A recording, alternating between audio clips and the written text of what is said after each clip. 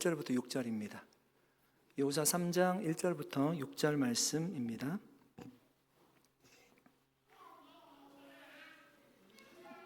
네, 저희 합독으로 읽도록 하겠습니다. 같이 말씀 읽겠습니다.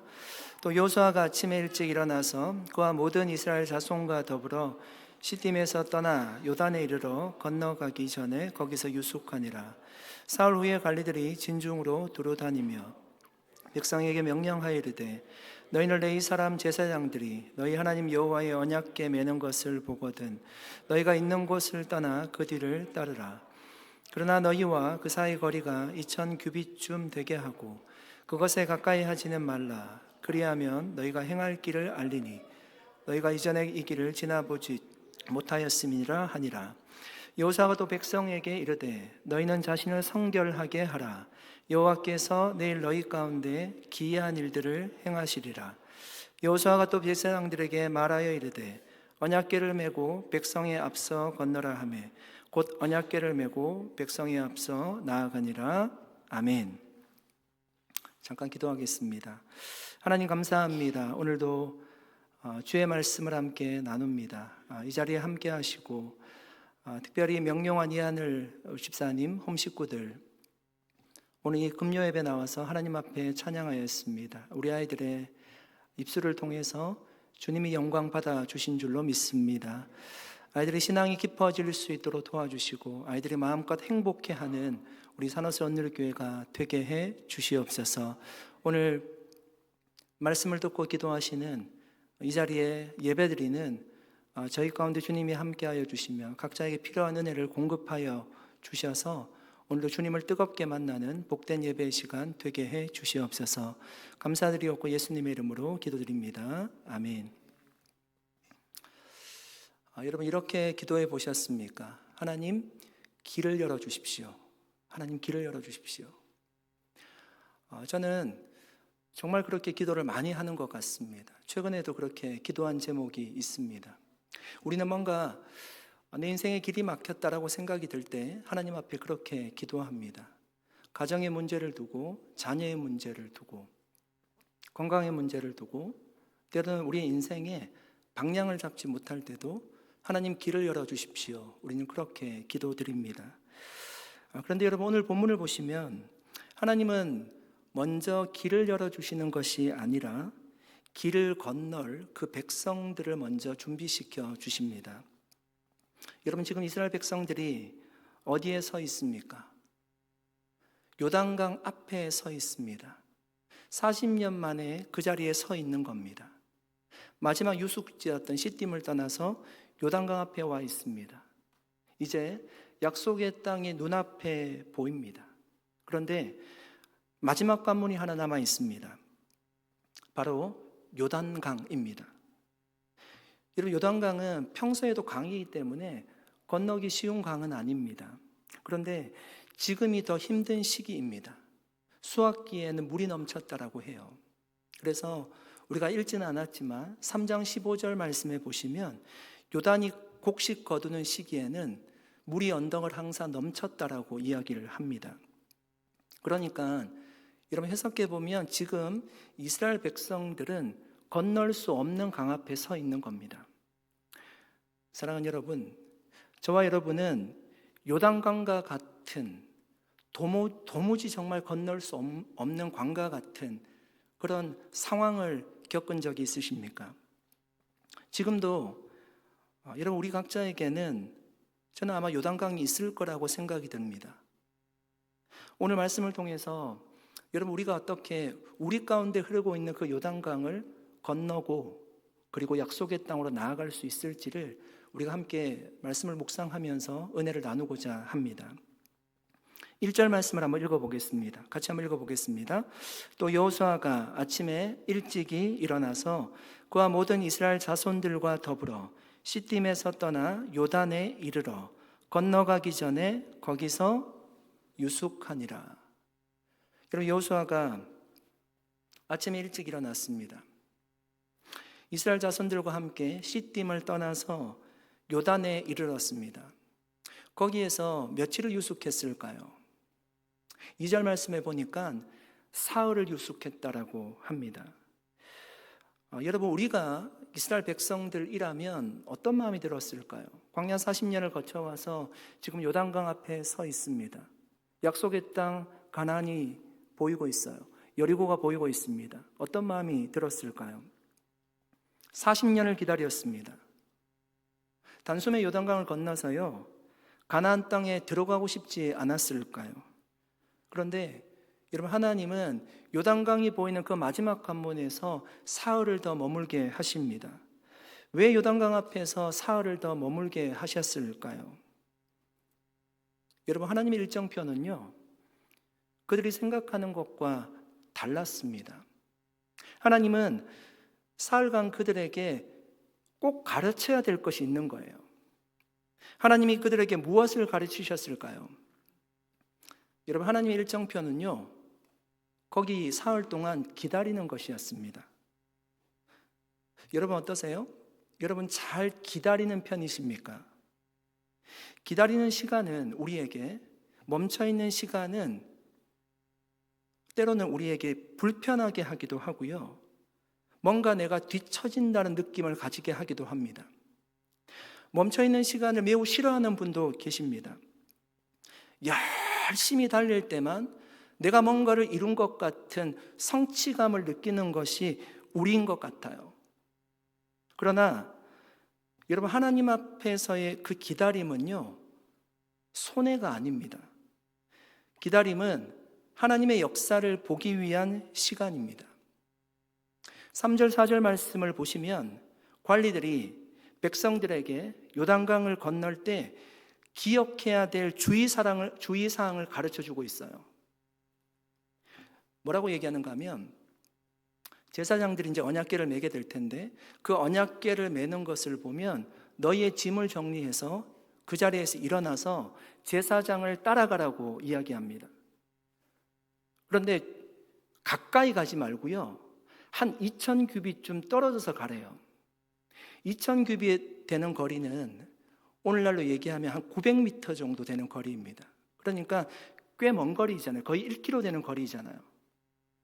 왜 제사장을 바로 따르지 않고요, 한 2000규빗쯤 거리를 두게 했을까요?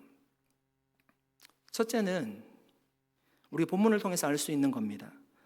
언약궤를 분명히 보기 위해서였어요.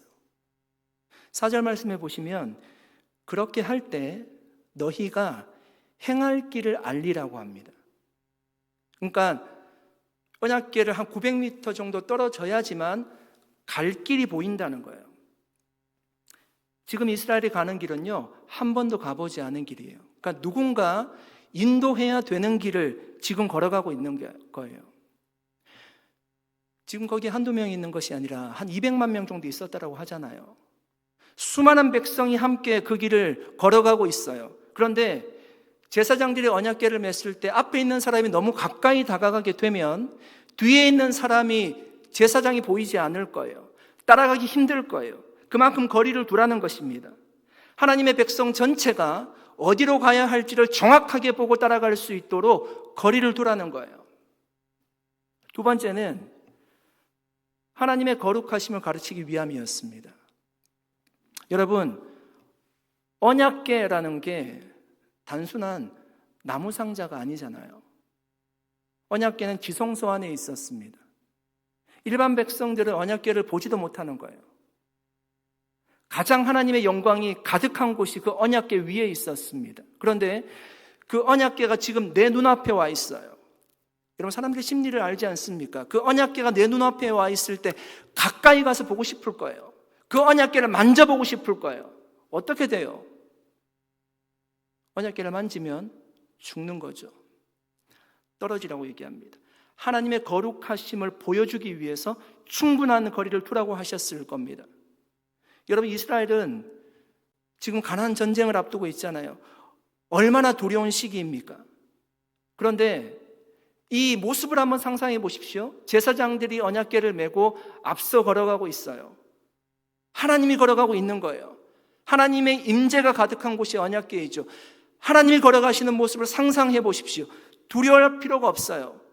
언약궤가 앞서가고 있잖아요. 하나님이 먼저 앞서가신다는 겁니다. 그것만 보고 쫓아가면 된다는 거예요. 그러면 승리할 수 있다는 것입니다. 사흘 동안 멈춰 있는 그 시간 동안요, 그것을 배우는 시간이었습니다. 출애굽기 14장을 보시면 이스라엘 백성들이 홍해 앞에 서 있어요. 그때를 봐도 지금 요단강 앞에 서 있는 이스라엘 백성들과요, 너무나 비슷합니다. 그들이 두려워서 어쩔 줄 몰랐어요. 애굽의 병사들이 뒤따라오고 있죠. 앞에는 홍해가 막혀 있습니다. 두려워하고 있던 때였습니다. 그때 하나님 말씀하십니다. 너희는 가만히 서서 여호와께서 오늘 너희를 위하여 행하시는 구원을 보라. 출애굽기 14장 13절 말씀이에요. 가만히 서 있으라는 거예요. 가만히 서 있으라는 얘기가 아무것도 하지 말고 무기력한 상태로 있으라는 얘기가 아니지 않습니까? 가만히 서 있으라는 얘기는 하나님보다 앞서지 말라는 거예요.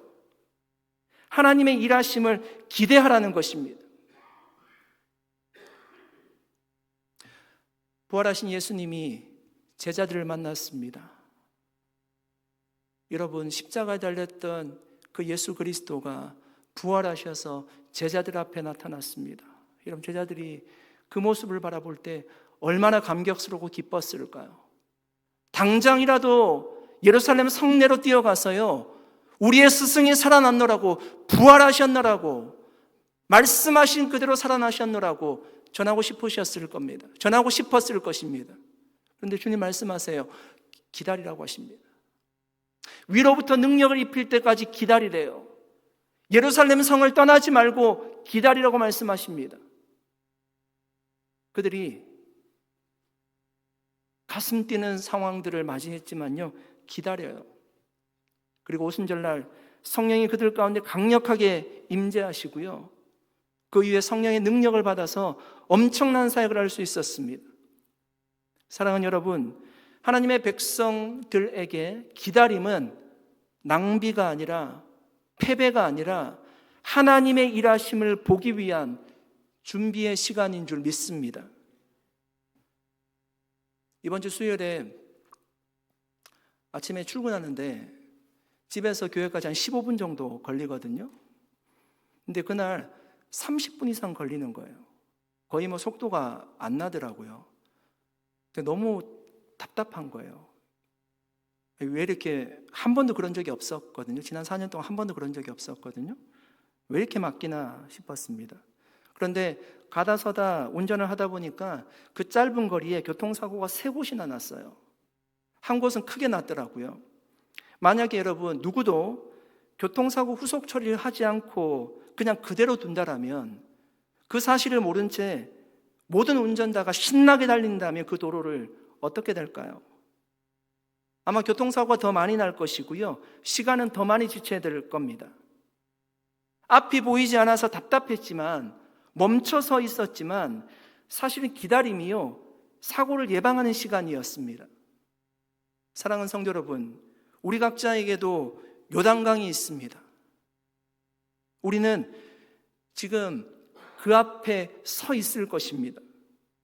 왜 빨리 응답이 되지 않습니까? 왜 상황이 바로 바뀌지 않습니까? 왜 아직도 기다리게 하십니까? 그런 생각이 들 때마다 우리는 기억해야 됩니다. 하나님이 지금 침묵하시는 것은요, 하나님이 우리를 준비시켜 주고 계시는 시간입니다. 여러분, 하나님이 능력이 있는 주님이심을 믿으십니까? 주님은 다 하실 수 있으시잖아요. 그러니까 지금 당장 하실 수 있다는 거예요. 하지 않는 이유는 우리를 기다려 주시는 거예요. 우리를 훈련시키기 위해서 잠시 멈추라고 하신 것입니다. 사랑하는 여러분, 오늘 이 자리에 기도하러 나온 우리는요, 특별히 이 사실을 깊이 깨달아야 할 것입니다.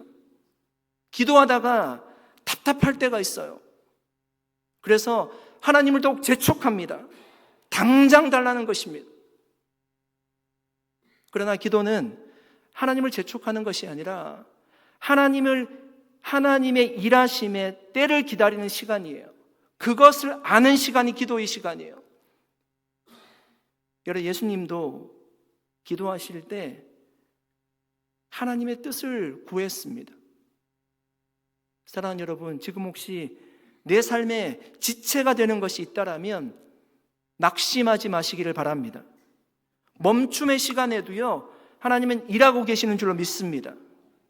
여러분, 멈춰 있을 때 더욱 사물을요, 정확하게 볼 수 있죠. 이처럼 멈춰 있을 때 하나님의 뜻을 더욱 분명히 알 수 있습니다. 달릴 때에는 시야가 좁아집니다. 굉장히 좁아져요. 정확히 볼 수 없습니다. 저도 산에서 이렇게 가끔 뛸 때 제일 걱정하는 게 앞에 뱀 나오는 거거든요. 제가 한 3-4번 정도 제가 뱀을 밟을 뻔했습니다. 뛰다가. 그러니까 달리기를 하다 보면 시야가 좁아지기도 하고 숨이 차기도 하고 하니까 제 속도를 제가 이렇게 조절하기 좀 어렵잖아요. 이제 숨이 가빠지게 되면 시야가 좁아진다고요. 근데 멈춰 있으면 우리가 정확히 볼 수 있어요.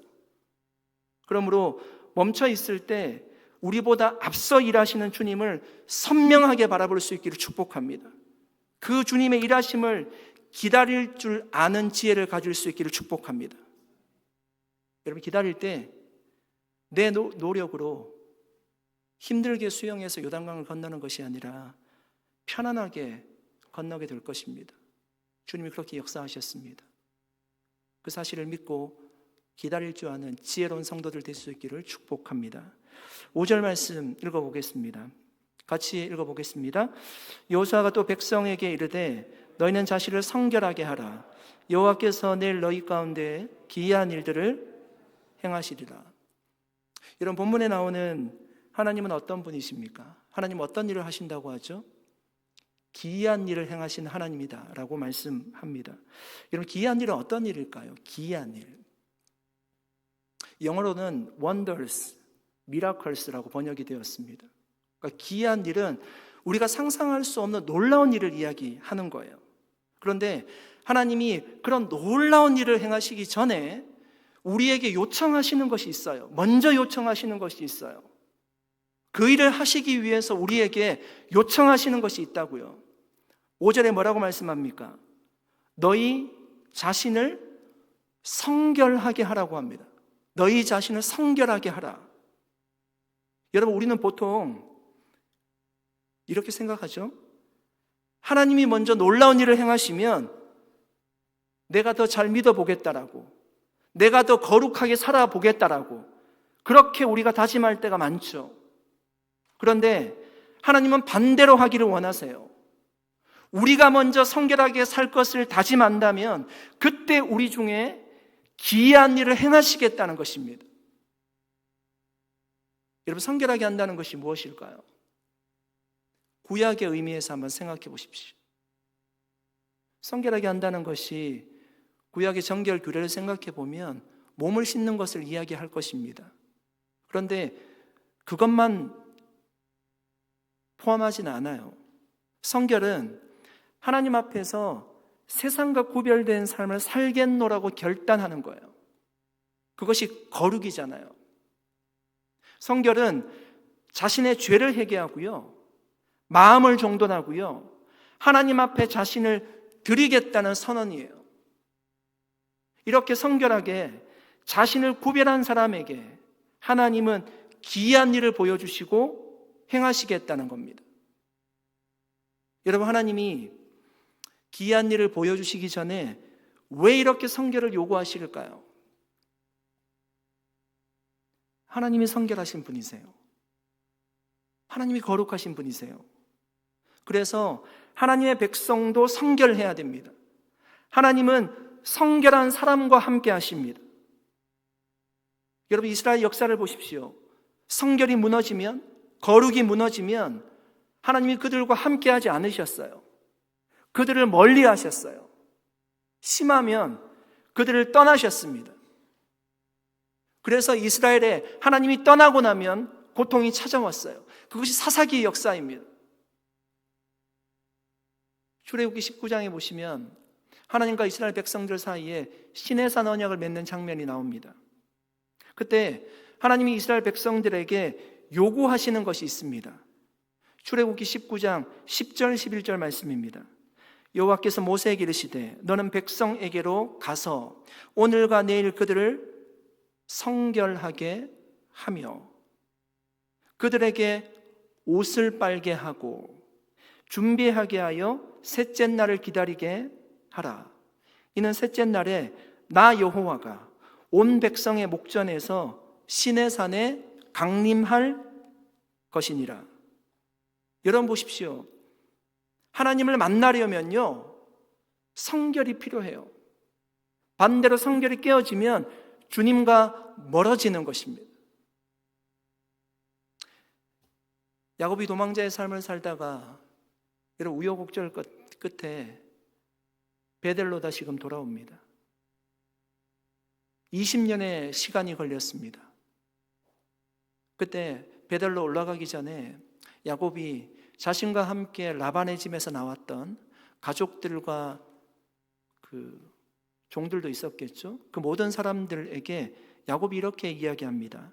창세기 35장 2절입니다. 야곱이 이에 자기 집안 사람과 자기와 함께한 모든 자에게 이르되 너희 중에 있는 이방 신상들을 버리고 자신을 정결하게 하고 너희들의 의복을 바꾸어 입으라.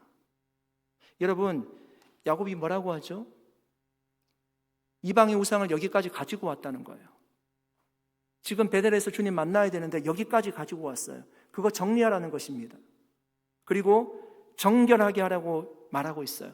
왜 이렇게 주님 만나기 전에 정결하게 하라고 명령하셨을까요?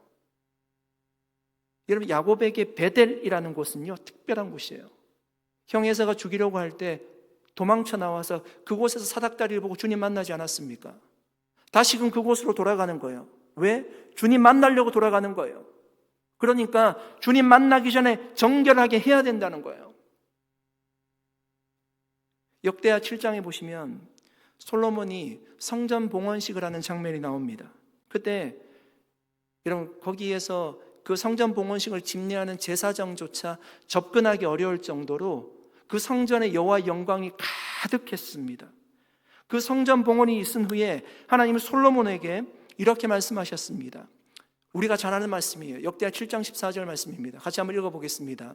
내 이름으로 일컫는 내 백성이 그들이 악한 길에서 떠나 스스로 낮추고 기도하여 내 얼굴을 찾으면 내가 하늘에서 듣고 그들의 죄를 사하고 그들의 땅을 고칠지라. 여러분, 그 본문에서 나오는 거예요. 성전 봉헌식을 하고 난 그 본문에서 나오는 거예요. 하나님 뭐라고 말씀하셨습니까? 너희가 악한 길에서 떠나 스스로 낮추고 기도하여 내 얼굴을 찾으면 내가 듣고 죄를 사하고 그 땅을 고칠 것이라. 여러분, 하나님이 그들을 만나주시고 그들의 죄를 용서해 주시고 그 땅을 고쳐주기 위해서 선행되는 조건이 무엇이었습니까? 죄에서 떠나라는 거예요. 죄에서 떠나라는 거예요. 사도 바울은 이렇게 말했습니다.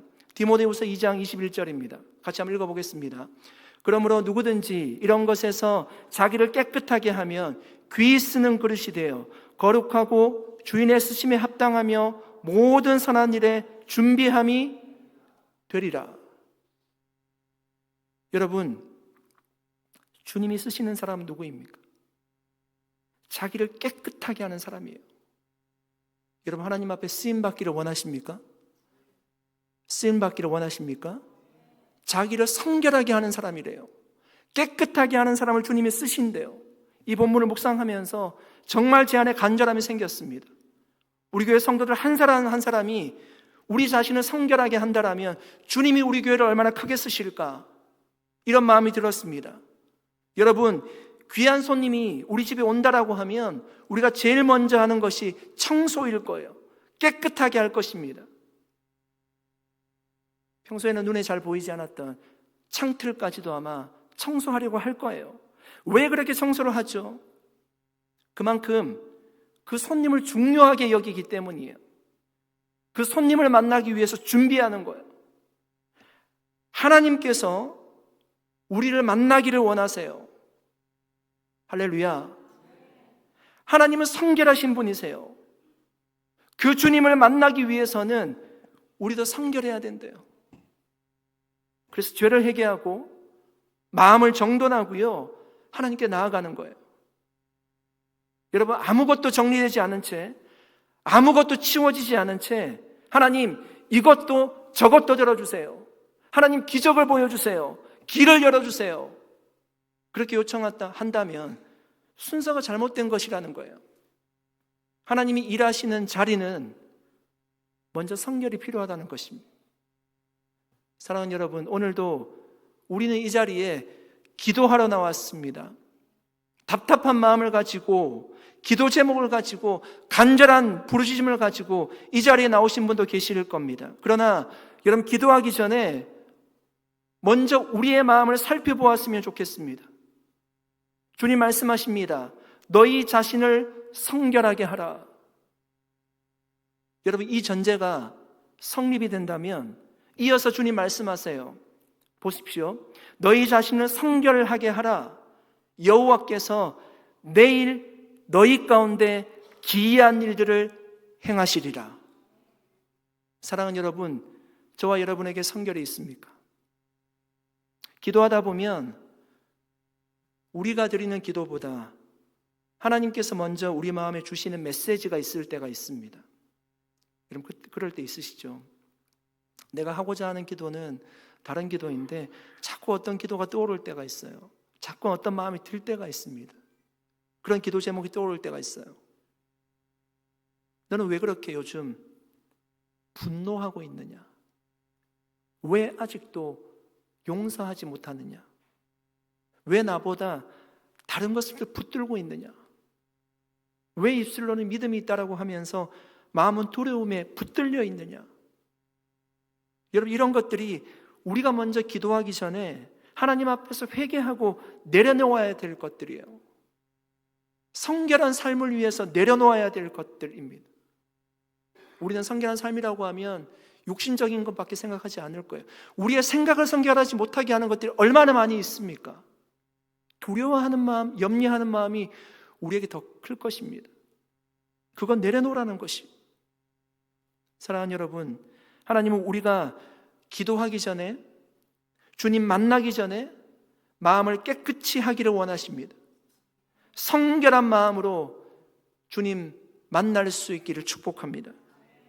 하나님은 성결한 자를 만나주시고 그에게 기이한 일을 보여주실 줄 믿습니다. 정말 먼저 우리가 성결하게 살겠다라고 다짐함으로, 그렇게 기도함으로, 마음을 정리함으로, 회개함으로 이런 놀라운 하나님의 일을, 기이한 일을 목도할 수 있는 저와 여러분 될 수 있기를 예수님의 이름으로 간절히 축복합니다. 6절 말씀 읽어보겠습니다. 여호수아가요, 제사장들에게 이렇게 말했습니다. 같이 읽어보겠습니다. 여호수아가 또 제사장들에게 말하여 이르되 언약궤를 메고 백성에 앞서 건너라 하매 곧 언약궤를 메고 백성에 앞서 나아가니라. 여러분, 여호수아가 제사장들에게 언약궤를 메고 강을 건너라고 했을 때 그때가 아직 강이 갈라지지 않을 때였습니다. 그 강이 넘실대던 때였어요. 세차게 흐르던 강이 멈춘 다음에 그 요단강을 건너라고 이야기하지 않았습니다.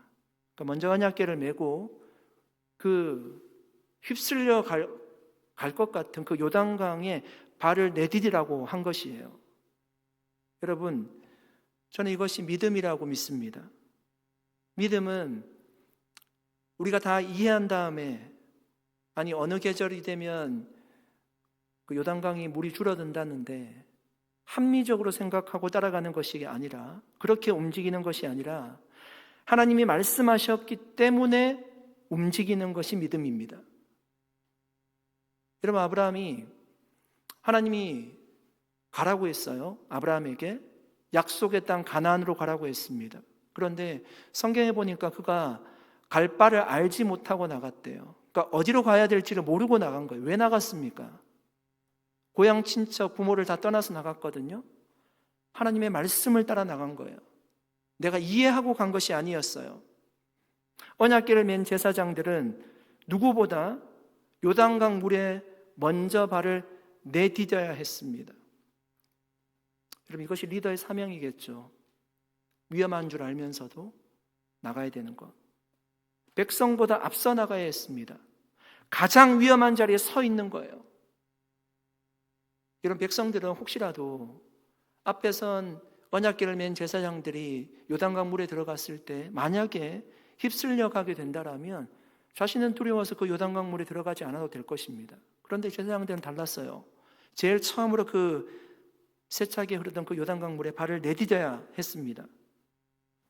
제사장들이 하나님의 말씀에 순종하여 두렵고 떨리는 마음이 있었지만 물가에 발을 내디딜 때 정말 세차게 흘러내리던 물이 멈추었습니다. 하나님 말씀에 의지해서. 열왕기하 5장에 보시면 나만 장군의 이야기가 나옵니다. 나만 장군은 아람 장군이었어요. 이스라엘 사람이 아니죠. 그는 나병 환자였고요. 그 나병이 낫기를 간절히 바라던 사람이었습니다. 모든 것을 다 해보았습니다. 낫지 않는 거예요. 그런데 자신의 집에 잡아온 이스라엘 소녀 하나가 이야기하는 거죠. 우리 고향에 가서 선지자를 만나게 되면 나을 수 있을 것 같다라고 이야기를 했습니다. 나만이 그 얘기를 듣고 엘리사를 찾아옵니다. 근데 엘리사가 만나주지도 않잖아요. 종을 보내서 이야기합니다. 요단강 물에 가서 7번 몸을 씻으라는 겁니다. 나만이 굉장히 화가 났습니다. 아니, 우리 아람에는 그것보다 더 좋은 강이 훨씬 많은데 내가 왜 몸을 씻어야 되는지 화가 나서 돌아가려고 했습니다. 옆에 있던 신하들이 이야기합니다. 아니, 나을 수만 있다면 그것보다 더한 일도 할 텐데 한번 해보시라고. 정말 못 이기는 척 하면서요, 그 말씀에 의지해서 요단강 물에 몸을 담갔습니다. 7번 몸을 담갔습니다. 어린아이와 같이 살이 변했다라고 합니다. 성경에 이런 사건들이 얼마나 많이 나옵니까? 요한복음 2장에 가나 혼인잔치 이야기가 나옵니다. 여러분, 잔치집에 포도주가 떨어졌어요. 큰일 난 거죠. 예수님이 그 잔치에 초대를 받았습니다. 신하들에게 예수님이 얘기합니다. 돌 항아리에 물을 채우라고 합니다. 신하들이 예수님 말씀에 의지해서 돌 항아리에 물을 채웠습니다. 그 물이 어떻게 되었습니까? 포도주로 바뀌었습니다. 사랑하는 여러분, 하나님의 역사는 언제 일어났습니까? 기적은 언제 일어났습니까? 다 이해되지 않더라도 말씀에 순종할 때 일어났습니다. 전문적인 어부가 밤새 물고기를 잡았는데 한 마리도 잡지 못했습니다. 그런데 처음 보는 사람이에요. 갈릴리 청년입니다. 예수라는 사람이 와서 그물을 배 오른쪽에 던지라고 합니다.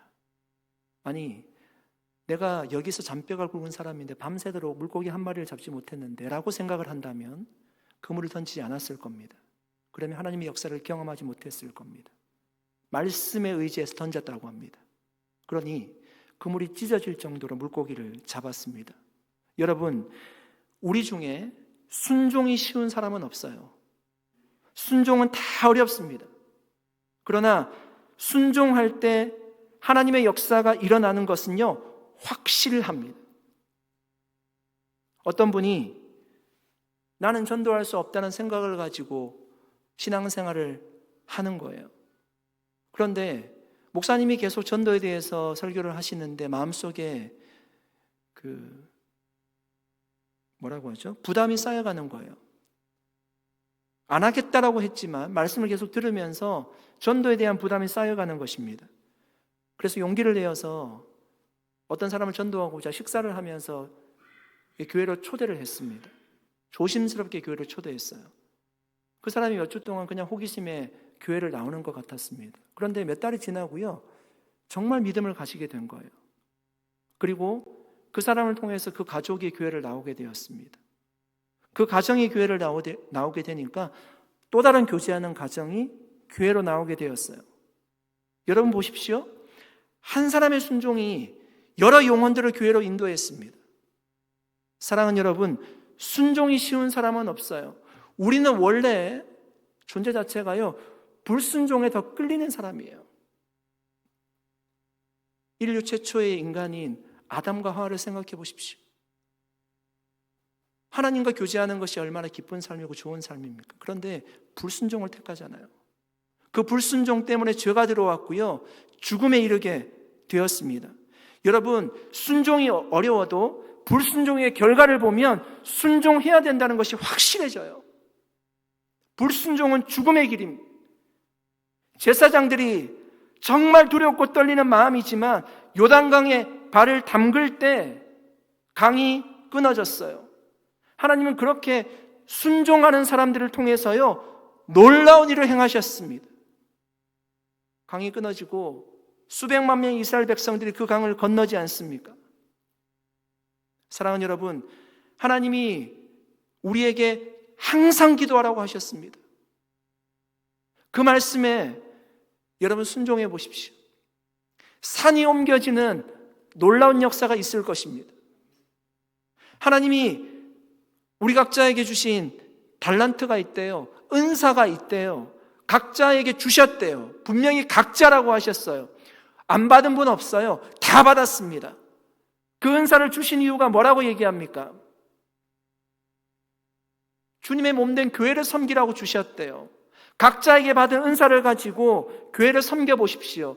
교회가 더 좋아질 거예요. 더 건강해질 것입니다. 하나님이 범사에 감사하라고 하였습니다. 그 말씀에 순종해 보십시오. 날마다 감사로 충만한 삶을 살게 될 것입니다. 사랑하는 여러분, 성경 66권이요, 하나님이 우리에게 약속하신 말씀이에요. 하나하나 다 쉽지 않은 순종입니다. 그러나 순종하면 하나님이 행하시는 놀라운 일을 경험할 수 있습니다. 하나님 용서하라고 하셨습니다. 여러분 용서해 보십시오. 순종하면 자유와 기쁨이 있습니다. 내려놓으라고 하신 것이 있어요. 내려놓기 정말 어렵죠. 힘들지만 순종하면 그 이상으로 채워지는 것이 있습니다. 사랑하는 여러분, 주님이 오늘 우리에게 순종하라고 말씀하십니다. 딱 한 걸음만 여러분 순종해 보시기 바랍니다. 여러분 마음속에 있는 딱 한 걸음만 순종해 보시기 바랍니다. 한 걸음, 한 발을 내디딜 때 하나님의 놀라운 역사를 경험할 수 있을 것입니다. 미루던 회개를 하는 것, 무거워도 맡겨진 사명을 한 번 더 감당해 보는 것, 염려를 붙들지 않고요, 주님을 바라보는 것, 합리적인 계산보다 믿음으로 헌신하는 것, 그렇게 한 걸음만 순종할 때 주님이 주시는 놀라운 은혜를 경험할 수 있을 것입니다. 한 걸음을 내디딜 때 주님께서 새로운 길을 여실 겁니다. 아멘. 우리 각자가 가지고 있는 요단강을 멈추게 하시고 마른 땅으로 건너게 하실 겁니다. 하나님께 순종함으로 지금도 그렇게 역사하시는, 내 삶에 역사하시는, 우리 교회 역사하시는 하나님의 그런 놀라운 은혜를 경험할 수 있기를 예수님의 이름으로 간절히 축복합니다. 아멘. 우리 함께 기도하겠습니다. 살아계신 하나님 감사드립니다. 오늘 주의 말씀을 함께 나누었습니다. 40년 만에 이제 드디어 요단강 앞에 서 있는 이스라엘 백성들을 보았습니다. 두렵고 떨리는 상황 가운데 있지만 하나님께서 그들에게 함께 하시고 기다리라고 하시고 길을 여시겠다라고 주님 말씀하셨습니다. 하나님, 우리도 우리만의 넘지 못할 넘실대는 요단강 앞에 서 있을 때 주님의 말씀을 묵상하게 하시고 두려워 말게 하시고 앞서가시는 주님을 바라볼 수 있도록 도와주시고 담대하게 이 길을 걸어갈 수 있도록 순종하며 걸어갈 수 있도록 도와주셔서 하나님의 놀라운 역사를 경험할 수 있도록 기이한 일을 경험할 수 있도록 은혜를 더하여 주시옵소서. 감사드리옵고 예수님의 이름으로 기도드리옵나이다. 아멘. 우리 함께 찬양